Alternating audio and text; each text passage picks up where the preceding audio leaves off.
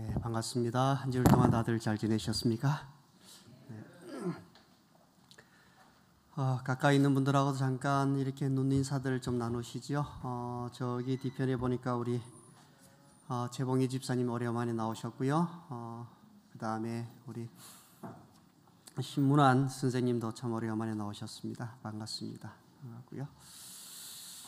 다들 반가운 얼굴들입니다. 우리 지난 안식일에는 지금은 예수님의 재림을 준비할 때입니다 라는 제목으로 함께 말씀을 보았습니다. 오늘 한번 생각해 보겠습니다. 먼저 예수님, 그러면 예수님은 어떤 분이셨을까요? 예수님, 그러면 예수님의 모습 가운데, 우리 마음 가운데 떠오르는 예수님의 어떤 모습 있으신가요? 예수님이라는 이름을 들었었을 적에 예수님의 어떤 모습이 눈에 그려지는가요? 혹시 그려지지 않는 분들 때문에 제가 이렇게 침례 받는 장면을 올려놨습니다. 예수님께서 침례를 받으시는 장면이 뭔가 하게 되면 이 장면으로부터 시작해서 우리가 이야기하는 예수님의 공적인 생애라고 그러죠. 공생애라고 그럽니다. 줄여서 공적인 삶이 사람들 앞에 드러난 어떤 삶이 이제 시작되는 장면인데요. 마태복음에서는 이 사건을 다루면서 예수께서 침례를 받으시고 그 물에서 올라오실새 하늘이 열리고 그 다음에 성령이 비둘기같이 그에게 임하시더니 하늘로서 소리가 있어 가라사대 이는 내 사랑하는 아들이요 내 기뻐하는 자라, 이렇게 말씀하셨습니다. 마태복음은 그렇게 기록되어 있어요. 그러나 예수님의 공생애의 첫 번째 모습, 예수님께 침례를 받으시고 난 다음에 제일 첫 번째 모습은 어떤 모습인가 하게 되면 누가복음에서 이렇게 설명하고 있습니다. 백성이 다 침례를 받을새 예수도 침례를 받으시고 그 다음에 기도하실 때에 하늘이 열리며, 마태복음과는 조금 다르죠. 마태복음과는 조금 다릅니다. 그러니까 사실은 예수님께서 침례를 받으시고 그 다음에 요단강 기슭을 올라오시더니 제일 먼저 하신 일이 뭘까요? 그분이 무릎을 꿇고 요단강 기슭에서 기도하시는 장면입니다. 그때에 하늘이 열리고 성령이 비둘기같이 그에게 임하시고 하늘로서 소리가 있어 가라사대 이는 내 사랑하는 아들이요 내 기뻐하는 자라, 이렇게 말씀하신 것이죠. 예수님의 공생애의 제일 첫 번째 모습은 어떤 모습인가 하게 되면 사람들 앞에 드러난 예수님의 첫 번째 모습은 요단강 기슭에서 기도하시는 예수님의 모습입니다. 그리고 예수님의 마지막 모습은 어떤 모습일까요? 예수님의 마지막 모습을 우리가 십자가 위의 사건으로 이해한다면 예수님께서 그렇게 하셨죠. 누가복음 23장 34절에 아버지 저들을 사하여 주옵소서 자기들이 하는 것을 알지 못함이니이다. 아버지여, 이게 뭘까요? 기도하는 거잖아요. 하늘에 계신 우리 아버지, 저들의 죄를 용서하여 주시옵소서, 이렇게 기도하시는 거잖아요. 그죠? 결국은 예수님의 공생애의 제일 첫 번째 모습도 어떤 모습이고 기도하는 모습이시고 그 다음에 예수님의 삶의 가장 마지막 모습 가운데 하나도 뭔가 하게 되면 기도하는 모습입니다. 그래서 예수님, 그러면 우리의 어떤 생각 속에 떠올릴 수 있는 가장 예수님다운 삶의 모습은 뭔가 하게 되면 항상 무릎 꿇어 기도하시는 예수님의 모습입니다. 그래서 예수님은 기도의 삶을 사신 분이셨다라고 그렇게 우리가 이해할 수 있겠습니다. 예수님께서 이렇게 기도의 삶을 사신 이유는 여러 가지 이유들이 있습니다.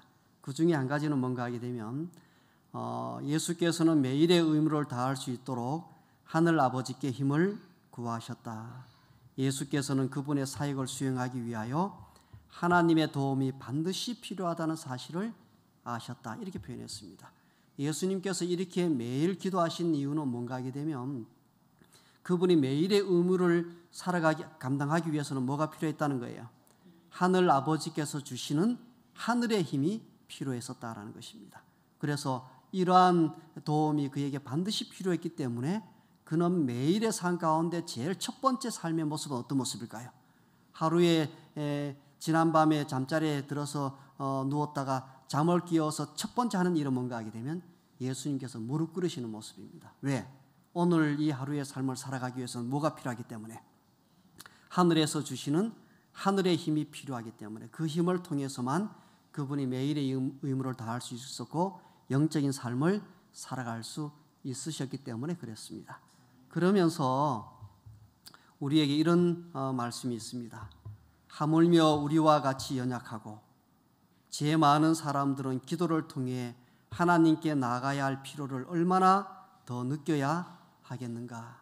예수님조차도 영적인 삶을 살아가시기 위해서, 예수님조차도 하루의 의무를 다하기 위해서 하나님의 도우심, 하늘의 힘을 의지할 수밖에 없으셨다면 하물며 예수님보다 훨씬 더 영적으로 연약한 우리의 삶에 있어서는 얼마나 더 기도를 통해서 하나님 앞에 나가야 할 필요를 느껴야 하겠느냐, 이렇게 물었습니다. 혹시 지난주 한 주 동안에 매일 아침 눈을 뜨자마자 제일 먼저 한 일이 내가 무릎을 꿇고 하나님 앞에 하루의 삶을 위해서 도움을 구하며 간절하게 기도드리신 분들 손들라고 하지 않겠습니다. 그 다음에 오랜 시간들을 하나님 앞에 머무르면서 하늘의 힘을 구하셨던 분들이 있으신가요? 우리가 예수 그리스도인이란 말은 뭘까요? 그리스도인이란 말은 예수님을 따르는 삶을 살아가는 이들이다라는 그런 뜻입니다. 예수님의 삶 가운데 조금 전에 보신 것처럼 가장 두드러진 것은 뭘까요?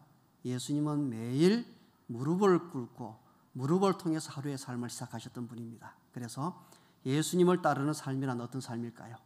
기도하는 삶을 일컬어서 예수 그리스도를 따르는 삶이다. 그리고 기도하는 사람이야말로 진정한 참된 그리스도인이다라고 그렇게 이해할 수 있습니다. 그런데도 불구하고 사람들이 기도하지 않습니다. 우리가 그리스도인이라고 불리움은 받지만 예수님께서 살아가셨던 그 삶의 모습, 기도하는 그런 삶의 모습들을 따라서 우리가 기도하지 않습니다. 왜 그럴까요? 여러 가지 이유들이 있을 수 있겠습니다. 그 중에 한 가지는 뭔가 하게 되면 기도에 대한 우리의 어떤 편협한 이해 때문에 그렇습니다.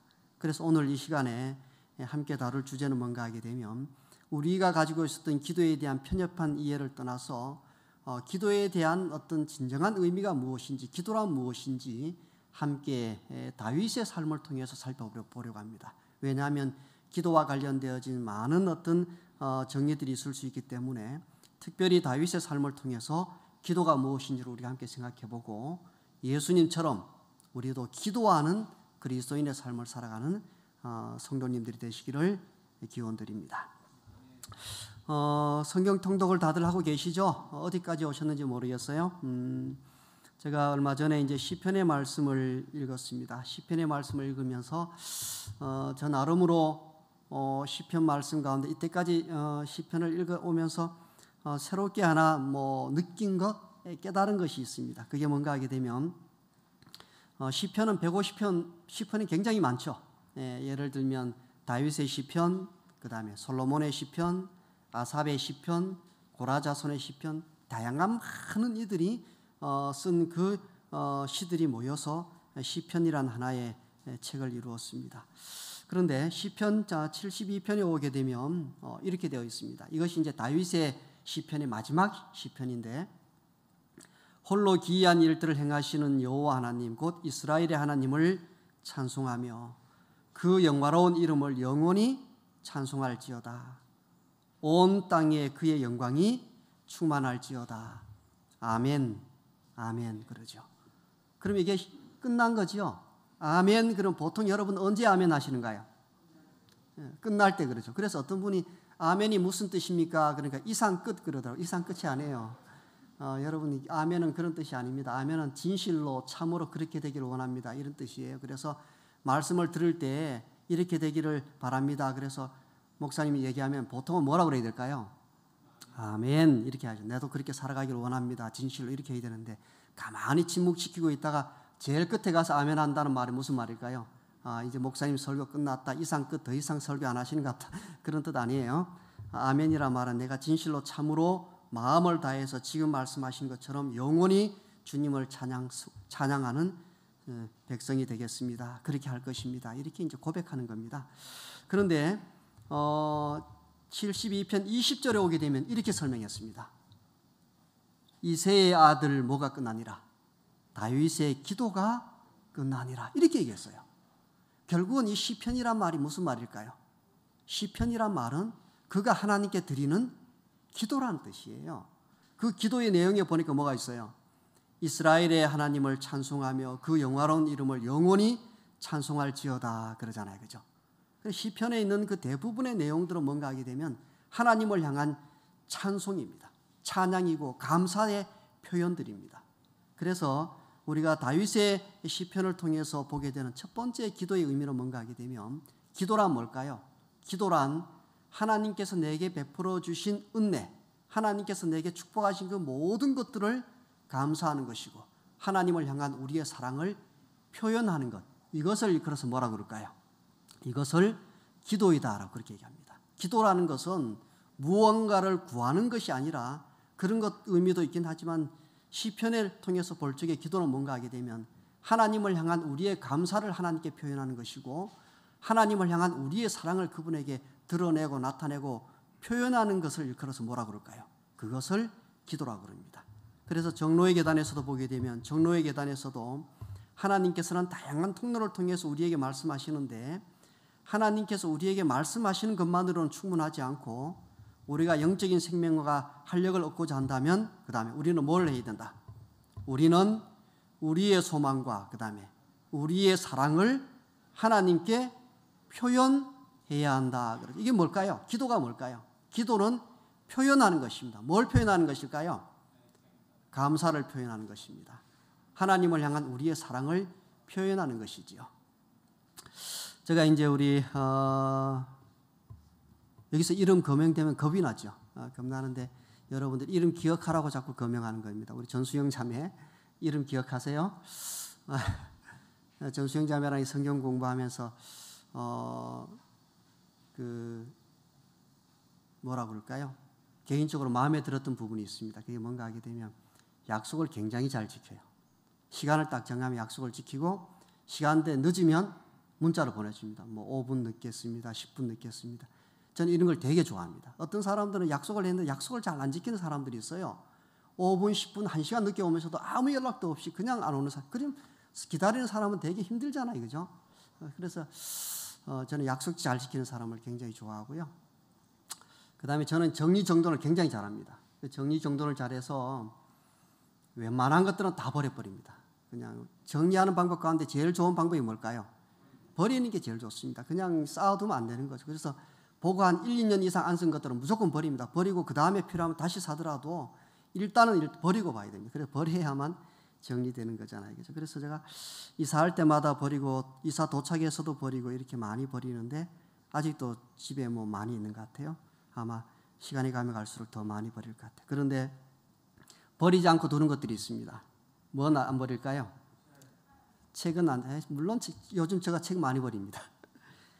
책은 이제 다니니까 짐만 되고 요즘 다 인터넷에 다 나오더라고요. 제가 옛날에 봤던 거 다 인터넷에 다 나옵니다.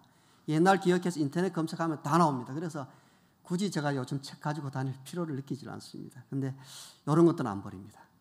이것은 언젠가부터 내가 아이들 것들을 좀 가지고 있어 보자 해서 이런 것들을 안 버리고 가지고 있습니다. 이것도 안 버리고 있죠. 이런 것들을 안 버리고 있어요. 여기 보셨습니까? 이거 하트잖아요. 그죠? 하트인데 이게 잘 안 보이시죠? 잘 보여요? 이 하트가 어떻게 그려진 줄 아세요? 천만의 말씀요. 하트가 조그마한 하트를 그려서 하트를 만든 겁니다. 이게 뿅뿅뿅뿅 사랑을 막 엄청난 사랑을 보여주는 거죠. 제가 설교를 준비하면서 생각이 나서 이 편지들을 꺼냈어요. 꺼내고 이렇게 한 편지를 읽어드리겠습니다. 사랑하는 부모님께 편지 쓸 날이 별로 없어서 언제 써서 드릴까 하는 생각이 많았었지만 드디어 어버이날을 통해 이렇게 드리려고 합니다. 많이 힘드실 텐데 항상 청소, 밥, 빨래 등의 일을 해주셔서 정말 감사했습니다. 다음부터 되도록이면 도와드릴 수 있게 노력할 것이고 사랑으로 더 많이 지켜봐 주시고 더 행복해질 수 있도록 도와드릴게요. 그러죠. 항상 같은 마음으로 돌봐주시고 항상 같은 사랑으로 이뻐해 주셔서 감사합니다. 저는 이 문장이 굉장히 마음에 들더라고요. 야, 이거 어떻게 이런 문장을 썼을까?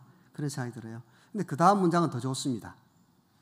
부모님이라는 이 말이 엄청 힘들게 할지 몰라도 저는 이 문장을 얘가 어떻게 썼을까 이런 생각들 할 때가 있어요. 부모님이라는 이 단어가 부모님이 되어본 사람은 알 것 같아요. 얼마나 굉장히 힘들고 부담스러운 단어입니다. 부모의 일을 다 하기 쉽지 않잖아요. 그죠? 부모님이라는 이 말이 엄청 힘들게 할지 몰라도 더 열심히 해서 힘들지 않고 더 행복하게, 부모님이라는 말이 힘들지 않고 행복해질 수 있게 많이 노력할게요.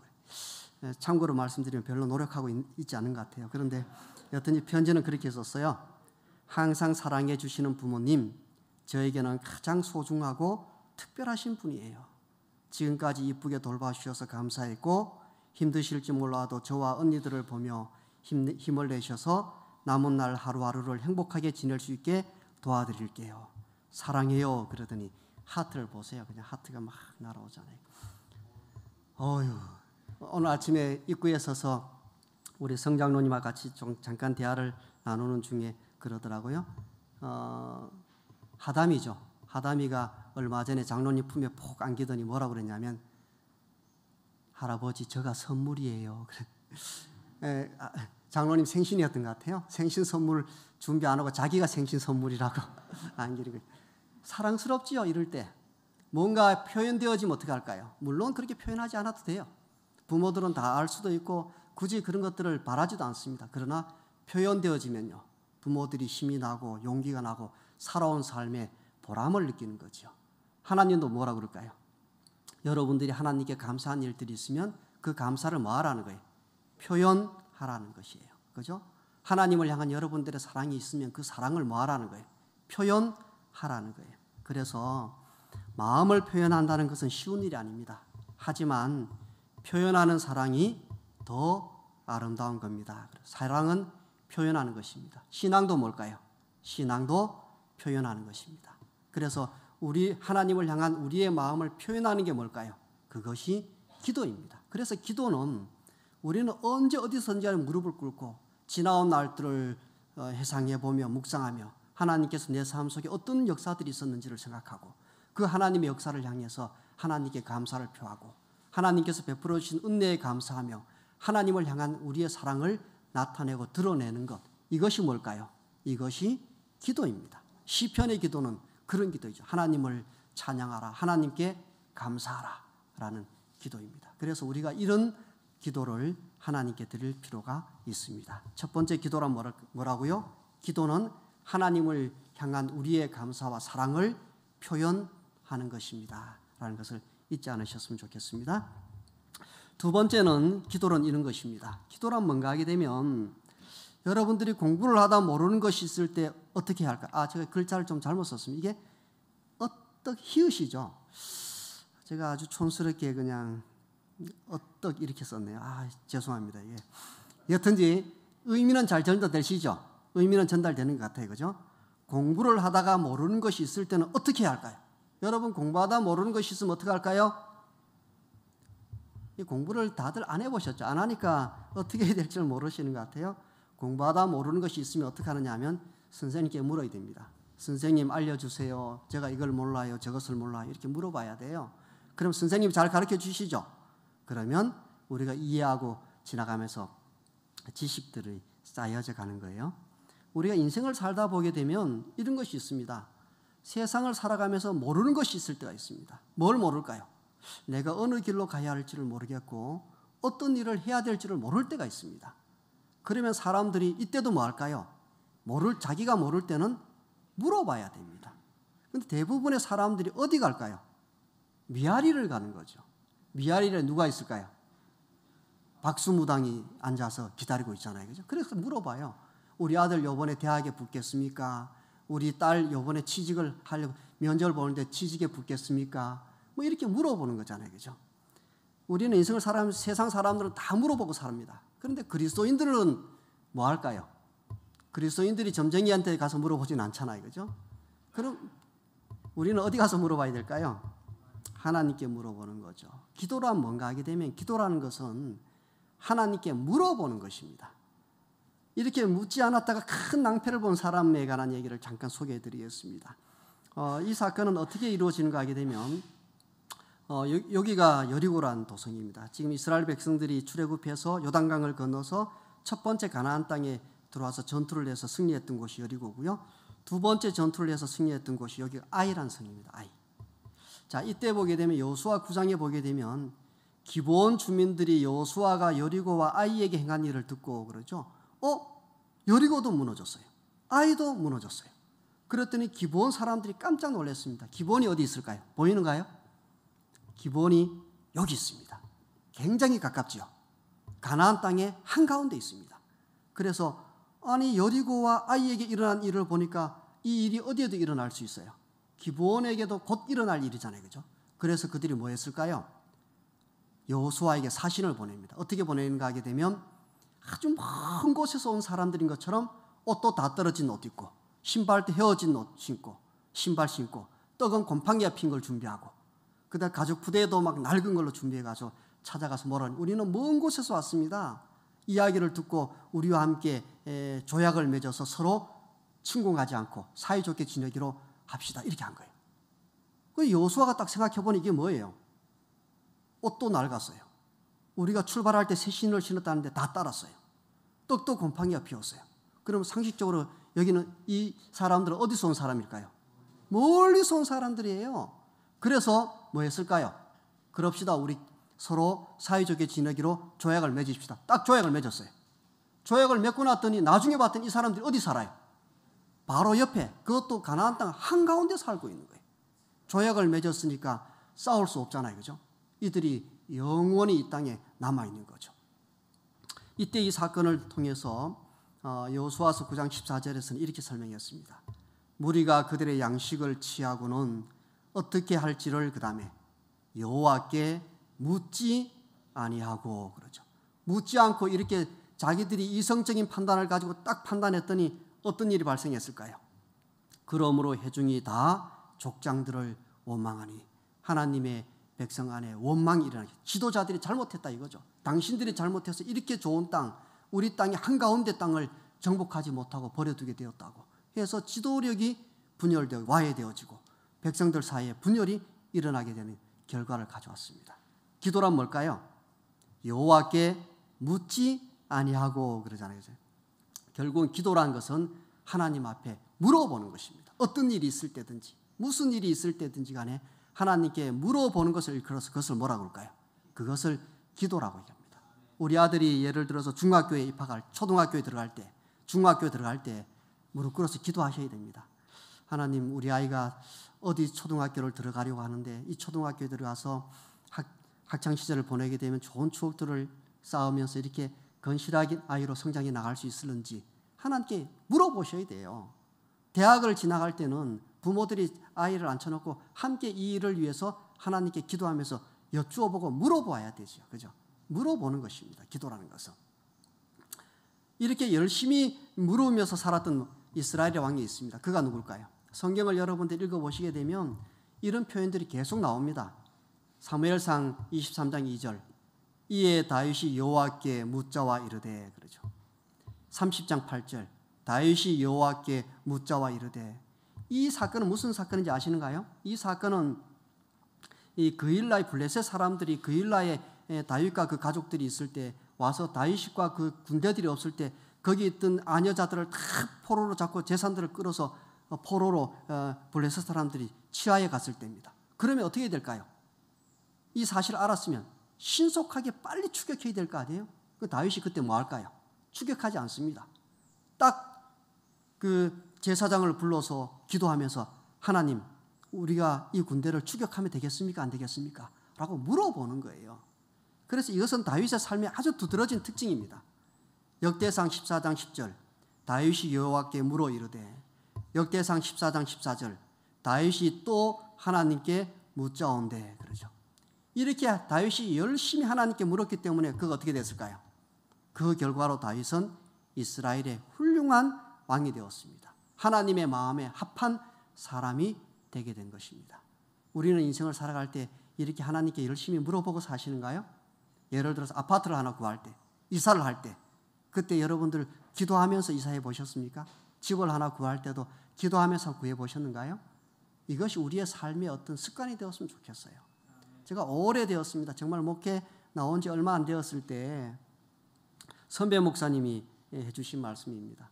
이제 예를 들면 어떤 교회에서 이제 그 뭐 장로교나 이런 데서 교인들이 그 땅을 사든지 뭐 집을 사게 되면 항상 목사님께 찾아온대요. 목사님, 제가 어디에 있는 땅을 사려고 하는데, 어디에 있는 집을 사려고 하는데 목사님 생각이 어떠세요? 물어본다라는 거예요. 참고로 저는 목회를 29년 했습니다만 한 번도 저에게 와서 이런 걸 물어보는 교회를 만나보지 못했습니다. 여튼지 물어본다는, 그래서 제가 생각했어요. 아니 뭐 목사님이 부동산을 어떻게 알겠어요, 그죠? 땅이 어디가 좋은지, 집이 어디, 사실은 저보다 여러분들이 훨씬 더 잘 알 거 아니에요? 근데 물어보러 온다는 거예요. 근데 더 놀라운 것은 목사님들이 그런다는 거예요. 3일 후에 오세요. 일주일 후에 오세요. 제가 이 일을 가지고 기도한 다음에 말씀드리겠습니다. 그런다라는 거예요. 이런 모습이 좋지 않은가요? 멋지지 않은가요? 뭔가를 우리가 자꾸 아주 사소한 어떤 일을 한다 할지라도 하나님께 여쭈어보고 하나님께 물어보고 하나님과 더불어 상의해보고 뭔가를 결정하고 선택하고 일을 이루어가는 것, 이것이 다윗의 삶의 모습이었습니다. 우리가 이런 어떤 신앙의 삶을 가지게 된다면 우리는 끊임없이 하나님 앞에 예수님처럼 기도하는 멋진 인생을 살아갈 수 있으리라고 생각할 때였습니다. 기도는 하나님께 여쭤보는 것이고 기도는 하나님께 문의하는 것입니다. 이것이 기도에 대한 정의입니다. 세 번째 기도란 뭘까요? 기도는 사무엘하 22장 27절에 이렇게 설명했습니다. 내가 환난 중에 여호와께 아뢰며 나의 하나님께 아뢰었더니 그가 그의 성전에서 내 소리를 들으시며 나의 부르짖음이 그의 귀에 들렸도다. 그러죠. 여기 보니까 기도란 뭘까요? 기도는 하나님께 아뢰는 것입니다. 내가 환난 중에 여호와께 아뢰며, 그 다음에 나의 하나님께 아뢰었더니, 그렇죠. 아뢰다라는 말이 뭘까요? 아뢰다라는 말은 두 가지 의미를 가지고 있습니다. 첫 번째는 뭔가 하게 되면 사람이 윗사람에게 사실이나 말 따위를 말씀드려서 알리는 것을 일컬어서 뭐라고? 이것을 아뢰다라고 합니다. 옛날에 우리 사람들은, 옛날 우리 사람들은 자식들은 다 그렇게 살았죠. 뭐 출 필면 반 필고 그러죠. 집을 나설 때는 꼭 누구한테? 부모님께 이렇게 만나서 제가 어디에 다녀오겠습니다. 이렇게 얘기해요. 부모님이 걱정하지 않으시도록. 다녀오고 난 다음에 어떻게 할까요? 다시 부모님께 가서 어디 잘 다녀왔습니다라고 아뢰. 이게 아뢰는 거죠. 이게 아뢰는 것입니다. 근데 두 번째 이 아뢰다라는 말의 의미는 뭔가 하게 되면 주의 도우심을 간구했다는 의미이다. 내가 어떤 도움이 필요해서 아뢰는 거예요. 나를 이러이러한 도움이 필요하니 이러이러한 도움을 내게 주십시오라고 구하는 것을 일컬어서 아뢰다라고 그렇게 얘기합니다. 이때 우리가 기도라고 그랬을 때 이 기도가 우리가 알고 있는 그런 기도입니다. 그죠? 이런 기도를 정말 잘 드렸던 사람이 누굴까요? 이런 기도를 정말 잘 드렸던 사람이 오늘 우리가 찬양을 통해서 들었던 야베스입니다. 야베스와 관련되어져서는 성경에 우리가 자세히 나타나지 않기 때문에 알 수는 없지만 몇 가지를 유추해 볼 수 있습니다. 첫 번째는 그의 어머니가 이름하여 이르되, 그러죠. 보통은 자식을 낳으면 누가 이름을 지을까요? 할아버지가 짓든지, 그 다음에 할아버지가 안 계시면 아버지가 짓든지. 그래서 저도 아이가 태어났을 때 아이 태어났습니다 그랬더니 집에서 뭐라고 그럴까요? 기다려라 그러죠. 뭐 하지 말라는 거예요. 네 아이라고 네가 함부로 이름 짓지 말라는 거예요. 그죠? 기다렸죠. 기다렸더니 한 일주일쯤 있다가 윤희 그리고 연락이 왔어요. 그래서 큰 아이가 윤희가 된 겁니다. 제가 이름이 마음에 안 들었어요. 그래서 둘째가 태어났을 때는 제가 둘째 태어났습니다. 그리고는 곧이어서 뭐라고 그랬을까요? 제가 이름 지으면 안 되겠습니까? 이랬어요. 왜냐하면 큰 아이 이름이 마음에 안 들어가지고. 그래서 제가 둘째 아이 이름을 주희가 훨씬 더 예쁘죠, 이름이. 주인 주자 기쁠 입자입니다. 주님 앞에 기쁜 자가 되라. 이런 뜻. 주님의 기뻐하시는 자가 되라. 그런 뜻이에요. 셋째 낳았더니 집에서 또 연락 왔습니다. 기다려라 그랬어요. 아버지가 또 둘째가 마음에 안 들었는가 봐요. 그래서 이름을 4개나 지어 보내더라고요. 4개를 지어 이 중에 하나를 택하라고 그래서 택한 게 이제 준이라는 이름이에요. 보통은 이름을 이제 조상 어르신들이 짓잖아요. 근데 어머니가 이름을 지어. 이 말은 무슨 말일까요? 할아버지도 안 계시고 아버지도 안 계신 유복자라는 뜻이에요. 그죠? 우리가 이런 걸 유추해 볼 수 있습니다. 두 번째는 뭔가 하게 되면 야베스를 하였으니 이는 내가 수고로이 나왔다라는 말은 뭔가 하게 되면 난상 끝에 나왔다는 뜻입니다. 이 난상 끝에 나왔기 때문에 많은 성경학자들은 이 야베스가 불구자였을 것이라고 생각합니다. 불구자예요. 아버지도 안 계세요. 불구자예요. 거기다 이 이름 야베스란 뜻이 뭔가 슬픔이란 뜻입니다. 집안 형편이 너무 안 좋아서 어머니가 애가 태어났는데도 기쁘지 않아요. 이 아이가 이 집안에서 이렇게 아무것도 없는 이 집안에서 앞으로 어떻게 살아갈까 걱정이 되는 거죠. 그래서 슬픔, 그래서 야베스 이렇게 지은 거예요. 고통 이런 뜻입니다. 아버지도 안 계세요. 몸은 불구예요. 거기다 집안 형편도 안 좋아요. 그러니 야베스가 잘 살 수 있을까요? 없을까요? 고대 사회에서 잘 살 길이 없는 거죠. 정말 힘들어요. 그런데 우리가 보시는 것처럼 야베스는 그의 형제보다 뭐한 자라? 귀중한 자라. 야베스는 멋진 사람이 되었습니다. 세번역 성경에서는 그의 가족들 중에서 가장 존경을 받았는데 이 야베스는 그 가족들 일원들 가운데 가장 존경받는 사람이 되었어요. 공동번역 성경에서는 일가 가운데서 가장 세력 있는 사람이었다. 세력이란 말이 무슨 말일까요? 다른 말로 표현하게 되면 가장 돈이 많았다는 뜻입니다. 고대 사회에서 가장 부자였다는 거예요. 어떻게 아버지도 없이 그렇게 어려운 형편 가운데 태어나서 불구의 몸으로 살았는데 이렇게 그가 존경받고, 그죠? 이렇게 많은 재산을 일구어서 모든 사람들에게 존경받는, 거느리는 그런 멋진 인생을 살아갈 수 있었을까요? 어떻게 야베스가 이런 삶을 살았을까요? 이유는 한 가지입니다. 역대상 4장 10절에 뭐라 그럴까요? 야베스가 이스라엘 하나님께 아뢰어 이르되, 그렇죠. 뭐 아뢰다란 말이 무슨 말이에요? 하나님께 기도하여 이런 뜻입니다. 그래서 기도하는데 어떻게 기도할까요? 기도할 때 주께서 내게 복을 주시려거든. 저는 이 표현이 지금 개역 개정 성경인데 별로 마음에 들지 않습니다. 혹시 성경 가지고 계신 분 계시는가요? 개역 성경 가지고 계시는 분. 개역 성경 가지고 계신 분들이 이 성경을 읽으면 역대상 4장 10절이 어떻게 번역되어 있을까요? 주께서 내게 복을 주시려거든. 이 문장이 어떻게 번역되어 있을까요? 맞습니다. 뭐라 그래요? 주께서 내게 뭘 더하사? 복을 더하사 그러지 않습니다. 뭐라 그래요? 하나님 내게 복 정도 주셔가지고는 내가 인생을 살아갈 수가 없습니다. 이 불구의 몸에 이 찢어지기 가난한 이 집안에서 내가 하나님께 복 하나 받아가지고는 살 수 없습니다. 그러니 뭘 달라는 거예요? 복 주시고 그 다음에 그 복 위에 복 주시고 그 복 위에 또 복 주시고 계속 복을 주셔서 나로 하여금 뭐 하게 달라는 거예요? 나의 지경을 막 넓혀달라는 거예요. 내가 1000평 가진 땅 부자가 아니라 10,000평 가진 막 이렇게 그렇게 나의 삶의 지경을 넓혀주시고 주의 손으로 나를 도우셔서 내가 이 모든 환난에서 벗어나서 앞으로의 삶은 근심 없이 평안하게 살아가게 해달라고 그렇게 기도합니다. 그랬더니 이가 얼마나 야베스가 간절하게 기도했든지 하나님께서 어떻게 하셨을까요? 하나님이 그가 구하는 것을 허락하셨더라. 막 이 야베스가 하나님 당신께서 내게 복을 주지 않으면 내가 살아갈 수 없습니다.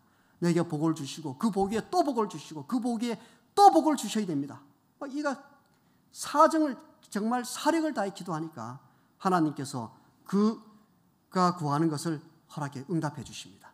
그랬더니 야베스가 어떻게 될까요? 기도에서 가장 존경받는 사람, 그 다음에 기도에서 가장 세력 있는 사람이 된 것입니다. 여러분 이렇게 기도해 보셨습니까? 인생을 살아가면서 내 삶의 어떤 절실한 어떤 필요를 통해서 그 필요를 가지고 간절하게 기도해 보신 적이 있으신가요? 그러면 뭐 할까요? 우리도 야베스처럼 하나님 앞에 기도하면 하나님이 그가 구하는 것을 뭐 하셨더라? 허락하셨더라 그러죠. 하나님께서 우리의 기도에 응답해 주시고 그래서 우리의 삶이 근심 없는 삶, 환난에서 벗어나서 근심 없는 평안한 삶을 살아갈 수 있게 되는 것입니다. 이것이 기도입니다. 저도 간혹 이제 이런 기도를 드릴 때가 있죠. 저는 군에 갈 때 그렇게 왔습니다. 전에 한번 우리 강원순 장로님과 잠깐 얘기를 나누었습니다만은 강 장로님도 그렇더라고요. 비슷했는데 제가 집에 군에 갈 때 아버지 군에 다녀오겠습니다. 그랬더니 집에서 뭐라고 그랬을까요? 잘 갔다 와라. 끝입니다.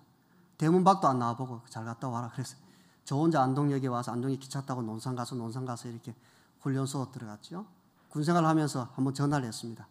아버지 한번 면회하면 안 오세요? 그랬더니 꼭 가야 되나 그러더라고. 뭐 꼭 오셔야 되는 건 아니고요. 그랬더니 알았다 그러더니 3년 내내 한 번도 안 오셨어요. 참 이런 분이 하나님 아버지면 큰일 나는 거예요. 그죠? 안 오시는 거죠. 안 오셨어요. 요번에 이제 그 사위가 군회를 갔습니다. 5월 달에 군에 갔어요. 괴산에 있는 그 종합 군사훈련학교에 가게 되었는데, 저는 그렇게 군에 갔다 왔기 때문에 뭐 군에 가는 게 별로 시답지 않습니다. 뭐 가면 가는 거지. 그것도 장교로 가는 데는 뭐 대단하다고. 그래서 안 갈까 했는데 집사람이 그래도 사위 군에 가는데 좀 가보자고 그래가지고 갑자기 아침밥 먹다가 결정하고는 그냥 입소하는 날 막 괴산으로 올라갔습니다. 올라갔더니 그 뭐 사돈내외도 오셨고 해서 했는데, 보니까 이제 입소해서 군에 딱 입소하려고 그러는데 딸아이가 이렇게 남편을 꼭 끄는 안 놔주는 걸 보니까 가슴이 찡한 거예요. 우리 딸아이는 많이 힘든갑다. 얼굴 표정을 봐도 좀 그렇고 해서 안 그렇게 했어요. 그죠? 뭐 이제 학생 때 결혼해가지고 살다가 이제 군에 가서 3년 동안 못 볼 걸 생각하는 거예요. 나중에 전화 통화할 때 보니까 맨날 그 이야기 하는 거예요. 뭐 동훈이가 뭐 소말리아에 가려고 그래요. 왜? 소말리아는 왜 그래? 소말리아에서 한 6개월 근무하고 나면 자기가 원하는 곳에 복무할 수 있어서 그 다음에 또 며칠 있다 또 전화하면 얘가 특전사에 가려고 그래요. 특전사는 또 왜? 그랬더니 얘 군에도 안 가려고, 독자라서 군에도 안 가려고 그러고 뭐 되게 운동을 안 좋아하는 애인데 특전사는 왜? 그랬더니 특전사가 다 경기도 쪽에 있어서 그래도 집에 오기 가까울 거. 자꾸 그렇게. 그래서 안 되겠다. 이 아이를 어떻게 좀 이렇게 애달아 하니까 뭐 같이 좀 기도하면서, 그래서 제가 얘기했습니다. 우리 기도하면서 한번 준비해 보자 그렇게 해서. 그랬더니 나중에 쭉 진행되다가 육해 공군인데 해군으로 배정을 받았다고 그래요. 그 해군은 그랬더니 해군에 어딘가 가게 되면 제주도, 진해, 포항, 동해, 그 다음에 백령도 있잖아. 바로 그 포 쏘면 그 포탄 떨어지는데 백령도. 그리고 하나가 어딘가 하게 되면 김포가 있습니다. 김포. 그 김포가 있어요. 김포가 관악구에서 제일 가까워요. 그럼 우리가 기도하자. 그래서 기도할 때 뭐라고 기도했을까요? 하나님, 우리가 어디 가서 군생활 하든 관계없겠습니다만은 김포 이곳에서, 김포에서 근무해서 집에서 출퇴근하게 해달라고. 그래서 아이가 혼자 외롭지 않게 그렇게 군생활을 할 수 있게 해달라고 기도했어요. 김포에는 그 많은 학생들 가운데 TO가 하나입니다. 하나. 이건 진짜 하늘의 별 따기겠죠. 우리 사위 어디서 근무할까요? 김포에서 근무합니다. 출퇴근하고 있습니다, 지금. 그래서 출퇴근했더니 제일 걱정된 게 누구냐? 막내가 걱정이 돼. 막내 이 녀석이 언니 도와준다고, 언니 지켜준다고 올라갔는데 형부가 와버리니까 이제 있을 데가 없어가지고 어디가 있냐? 원주에 내려가 있습니다, 지금도. 대구는 촌이라고 잘 안 오려고 그래요. 여러분, 정로의 계단에 있는 말씀 같이 읽겠습니다. 시작. 무한하신 사랑이신 하나님의 마음은 사람들이 구하거나 생각할 수 있는 그 이상을 주시고자 준비되어 있다. 그러나 사람들은 너무나 적게 기도하고 너무나 적은 믿음을 가지고 있다. 그러죠. 하이프인이 참 가슴이 아파요. 무한하신 하나님께서는 뭘 가지고 계세요? 사람들이 구하거나 생각할 수 있는 그 이상의 것을 주시고자 준비되어 있는데 사람들이 너무 적은 믿음을 가지고 너무 적게 구하더라는 거예요. 하나님께서는 줄 것이 많은데 이 백성들이 뭐 하고 있어요? 받아가지를 못하고, 그리고 힘들고 어렵게 환난 가운데 살아가고 있는 이들을 보니까 가슴이 아프셨다라는 그런 뜻입니다. 여러분, 기도란 이런 것입니다. 기도라는 것은 하나님께 우리의 마음을 표현하는 것이고요. 기도라는 것은 하나님께 우리의 모든 것들을 그분 앞에 문의하고 여쭤보는 것이고요. 기도라는 것은 우리의 절실한 삶의 필요를 가지고 나가서 그 삶의 필요들이 하나님의 기도 응답을 통해 채워지는 경험을 갖게 해주는 것, 이것이 기도입니다. 그래서 중동교회 성도님들은 예수님께서 그렇게 사셨던 것처럼 기도의 사람이 되어서 참된 그리스도인, 멋진 그리스도인의 삶을 살아갈 수 있게 되기를 간절히 바랍니다.